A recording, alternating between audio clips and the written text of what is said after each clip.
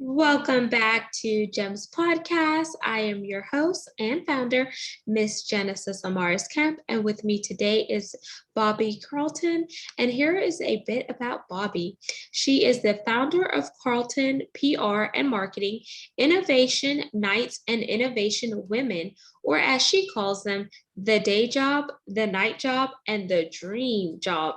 Carlton is an entertaining, tell it like it is speaker who speaks extensively and passionately about public speaking and how it can be the driving force behind career growth and business success. She's a TEDx speaker, an entertaining startup event host. She's spoken at the United Nations and she's been on the main stage for some of the world's best known conferences for technical and professional women.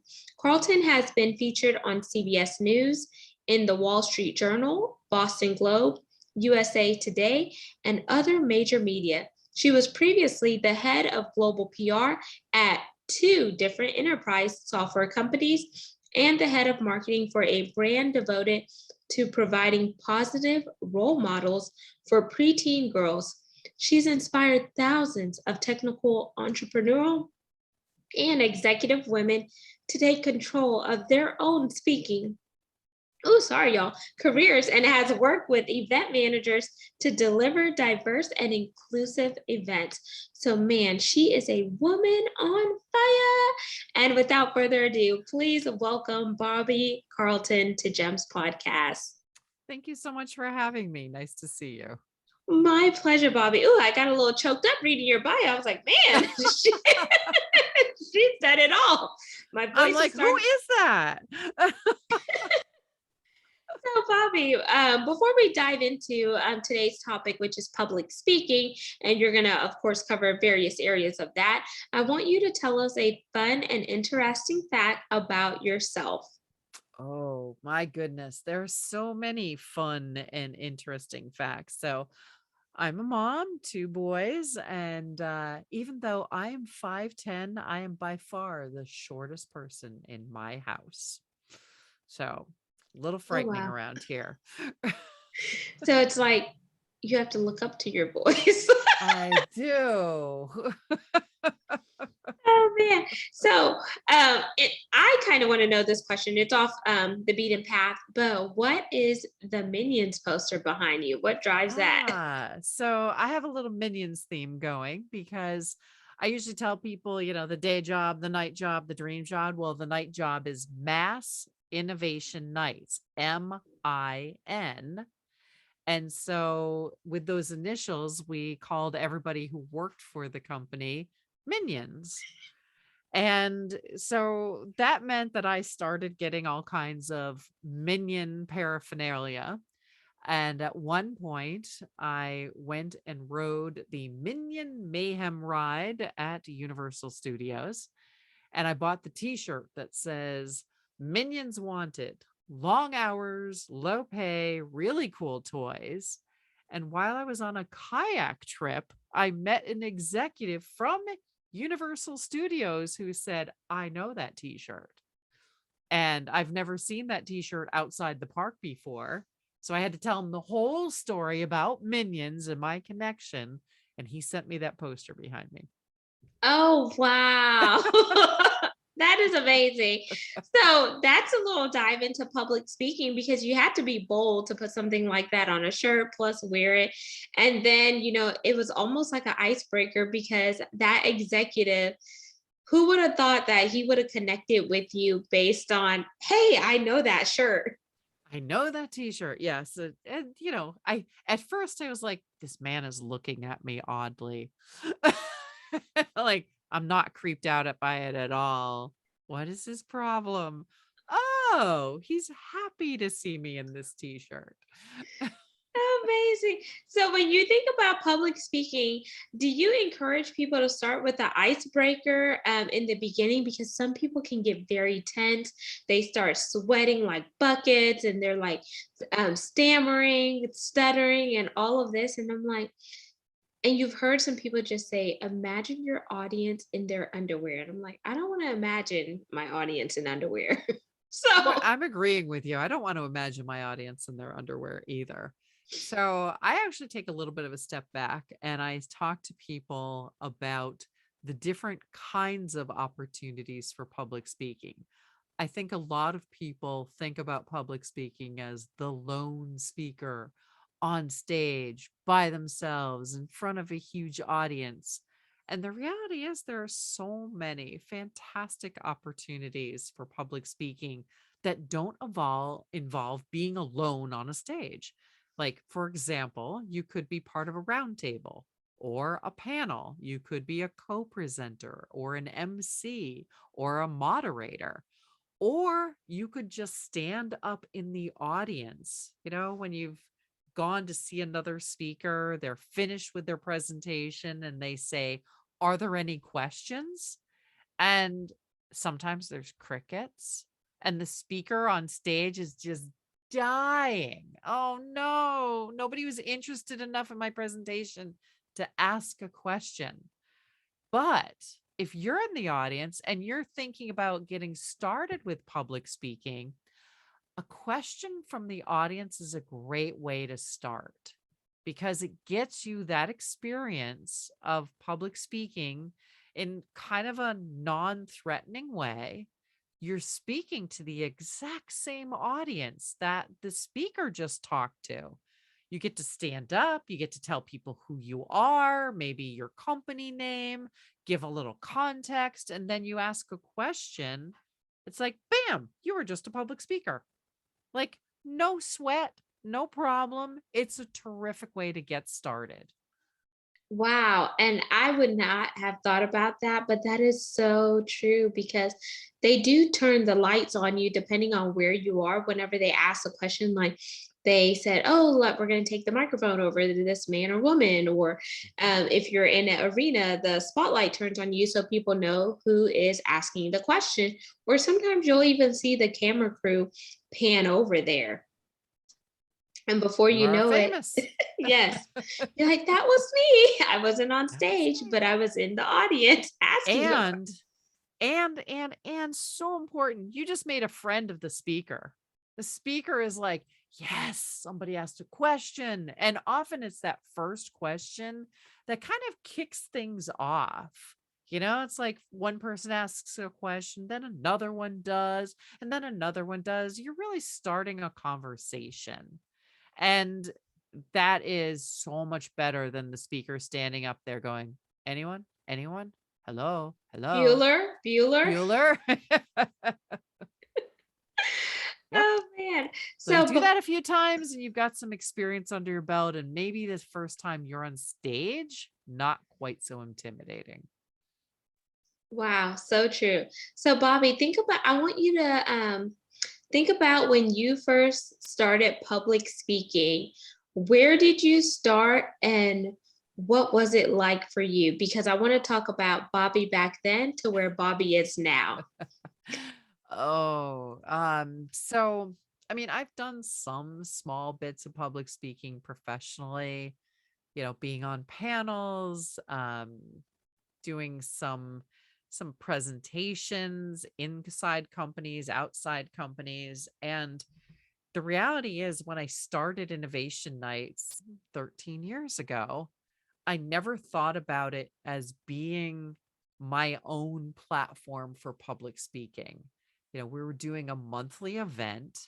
I founded the event, and it meant that every single month I had to stand on a stage and be the entertaining MC. And those first few events, okay, maybe more than just a few, I was awful. Like, the first night, it never really occurred to me until that night that, oh my God, I'm going to have to like present. I'm going to have to be the MC. And I sweated through my shirt. Thank God I was wearing a blazer over it. But this is a social media powered event. Like, everybody had their smartphones out and taking pictures and like, fabulous. My sweaty self was immortalized for the world to see. So I was not a comfortable speaker. I'm actually an introvert. And, it means I'm very good at my job, which involves a lot of writing and research. but I'm not a very comfortable person on stage. So over the months that followed, I got more comfortable. I started saying, all right, this is not going to change. I'm going to have to keep doing this if this whole business is to succeed. So I started kind of giving myself time to go to school. I would watch other speakers. I would think about how they were doing things, both good and bad, and as much as possible, incorporating those lessons into what I was doing. Um, a few years ago was our 100th Mass Innovation Night event. And one of my cousins came to attend the event. It's like, oh, you've been doing these events for so many years. Maybe it's time I showed up. And she sat down in the auditorium, and the person next to her kind of leaned over and said, have you ever been to one of these before? And she's like, no. And the guy said to her, oh, wait till you see Bobbie. She's like the presenter. She does this whole thing. She's really funny. And my cousin's like, what? Like, my cousin knows me. She's like, she's not funny. And evidently I got on stage and I was funny. Yes. And she's like, you are a different person when you are on stage. And I think it's just because I finally got comfortable with it. Wow. So you finally found your zone of genius and got in the groove of it. So while you were going through that, and after going through various trials and errors where you were mortified, you felt embarrassed, did you ever hire a coach to help you within the public speaking arena, Bobbie? No, No, just no. educating yourself by watching videos or going to seminars. So the funny part about this whole thing was, as a head of global PR at a number of different companies, it was my job to train other people. And this was a bit of a case of do as I say, not as I do. I knew the right things to do. I have a broadcasting degree. I went to school, and a lot of the work that I did at school was centered around how I could teach other people. So I think part of it was just applying those lessons to myself. And I did find that, the things that I've told people over the years, I have to kind of turn around, look in the mirror, and tell myself, because you don't ever apply things to yourself the same way you apply them to other people. Thank you for sharing that. And that is true because sometimes you could find yourself easy to be able to give out information, knowledge, and advice. And you're like, man, if only I would have took that same advice for myself, you know? So, Bobbie, for anyone interested in getting into public speaking, what are some tips and tricks that you would like to share with them? Absolutely. So, I mean, there are great organizations out there if you're interested in public speaking. A lot of people will point to Toastmasters, which is a fantastic organization. I also add on, look into your community and see if there is an adult education program, perhaps around improv, or maybe a local improv group, because improv is great training for public speaking. It gives you the right attitude, and it also helps you feel comfortable with public speaking, and that Q&A portion at the end. You feel a little empowered by improv. And I also think it's a heck of a lot of fun. So why not? Definitely think, how you can teach yourself more, how you can get more practice.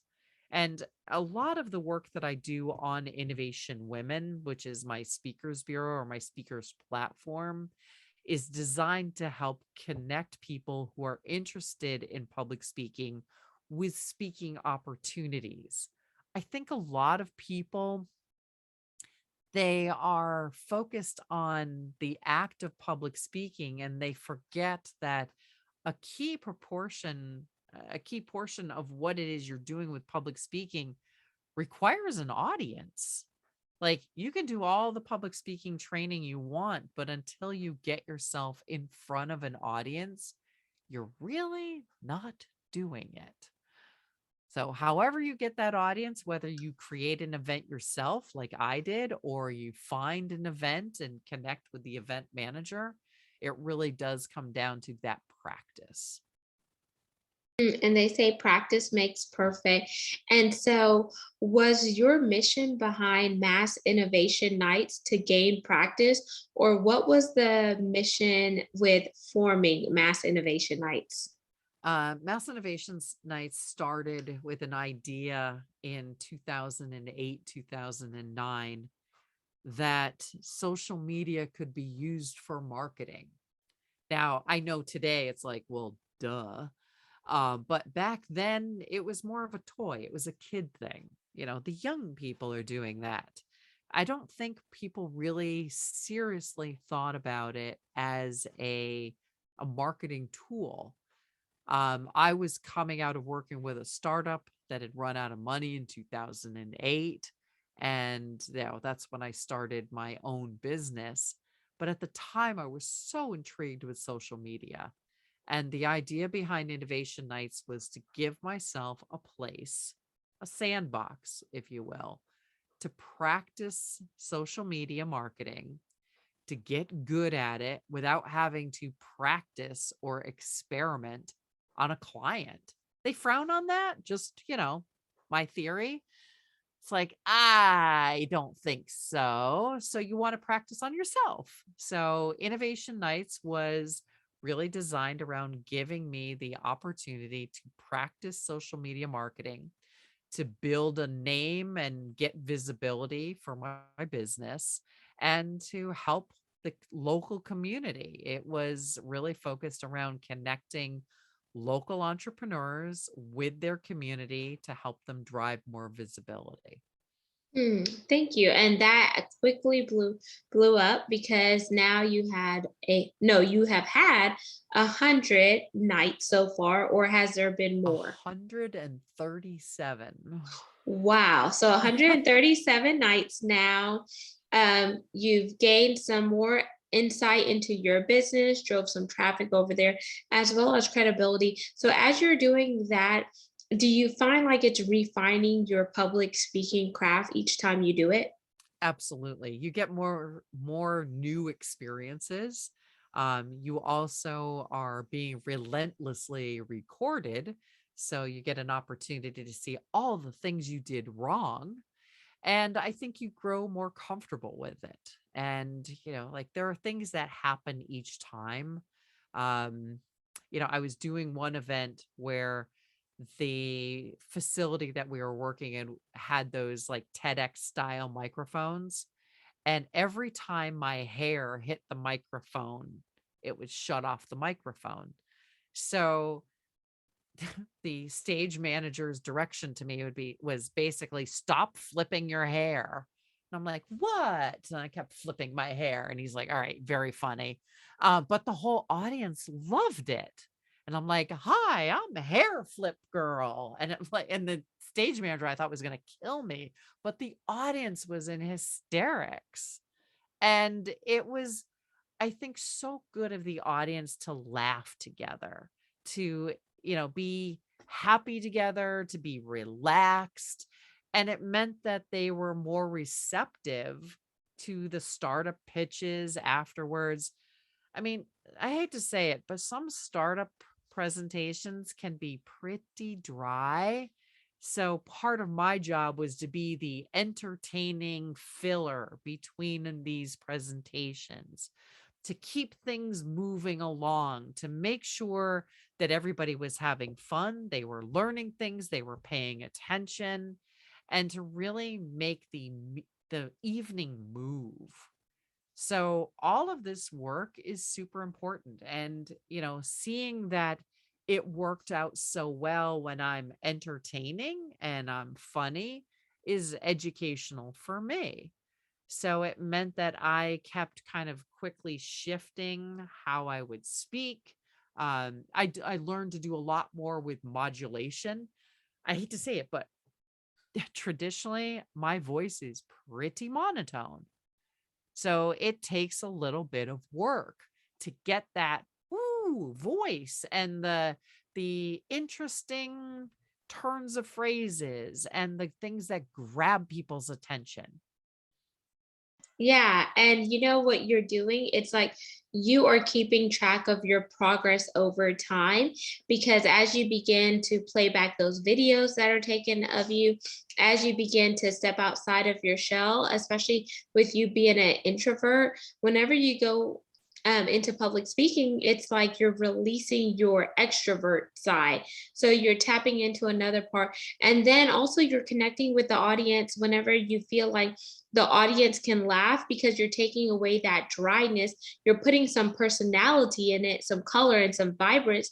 And then they're connecting with you more because they resonated with something funny that you just said or did, like, I'm here, Flipper. Or whatever the case may be. So, all of these examples that we've talked about so far, Bobbie, from you doing MIN, Mass Innovation Nights, to you learning different things as you go along in the public speaking and etc. Do you think all of that led you up to your TEDx speaking, or how did that event come about? A lot of the things that I talk about with other people who are interested in public speaking is really focused around them building their own brand. So I started Innovation Nights, I started Innovation Women.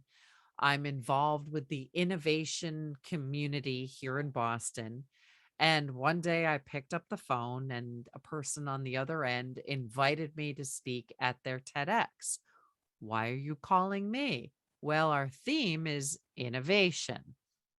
Ah, so if you're in the Boston market and you know me and you know Innovation Nights and you know Innovation Women and you know the work that I do, and you're putting together an event where the theme is innovation, you're probably going to get on the phone to me. That's part of the overall brand.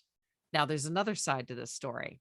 Okay. The little hidden part of this story is that they called me, they went through all of this, they invited me to be a speaker. I was so excited.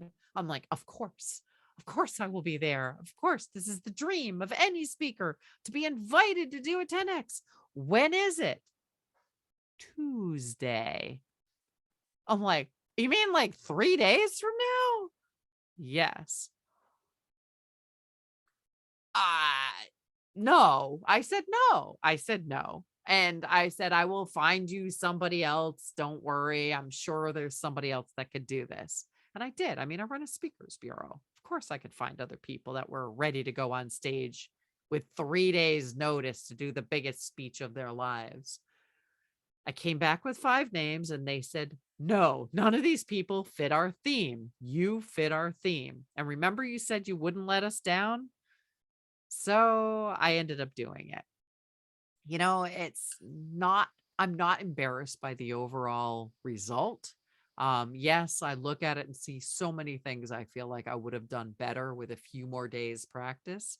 And oh, by the way, usually with TEDx, you get all kinds of great coaching and people help you workshop your idea. But in this particular case, I didn't have any of that. I just went out on stage and did it. And it wasn't awful. So it's a win in my book. It's a Yeah. win for branding and it's a win for knowing your story well enough that you can do it, on a dime. That's great. And I'm sure from that TEDx speaking engagement, I'm sure it's opened other doors and opportunities, right, Bobbie? Absolutely. Just the ability to say, I did a TEDx, for any speaker is a plus.